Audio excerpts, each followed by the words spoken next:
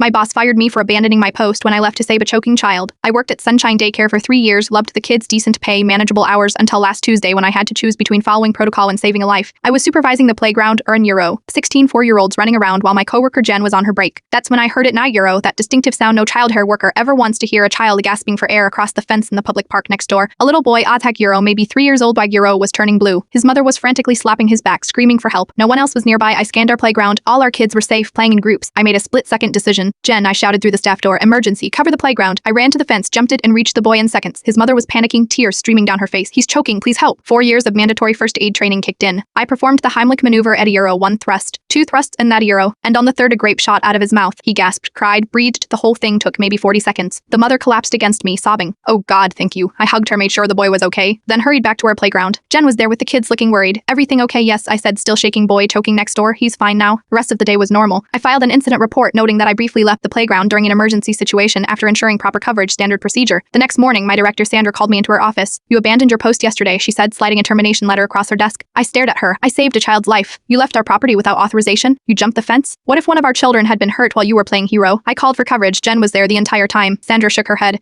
Jen wasn't scheduled for playground duty. You were what you did violated our safety protocols and insurance requirements. I couldn't believe what I was hearing. So I was supposed to watch a child die 20 feet away because of insurance requirements? You were supposed to call 911 and stay with our children? That's what you are paid for? I was fired on the spot. No severance, no reference, nothing. Just clear out your locker and leave the premises immediately. That night I posted about what happened in our town's Facebook group. I didn't name the daycare, just explained the situation and asked if anyone thought I'd done the wrong thing by morning. The post had 2,000 shares. Parents figured out which daycare it was. 6 families withdrew their children immediately. Local news picked up the story. The mother of the boy I saved found me through the Facebook post. She came to my apartment with flowers, tears, and a job offer. Euro, her sister owns a preschool across town and wanted to meet me. Yesterday Sandra called. She offered me my job back with a raise, claiming it was all a misunderstanding about protocol. I declined. This morning I accepted a position as lead teacher at Little Explorers Preschool for Euro with better pay, benefits, and a director who, when I told her about the incident, said, I'd have fired you if you hadn't jumped that fence. Sometimes doing the right thing costs you, but sometimes it leads you exactly where you are supposed to be. The little boy's name is Ethan. His mom sends me a picture every morning of him eating breakfast, Euro, without grapes. Some protocols are worth breaking.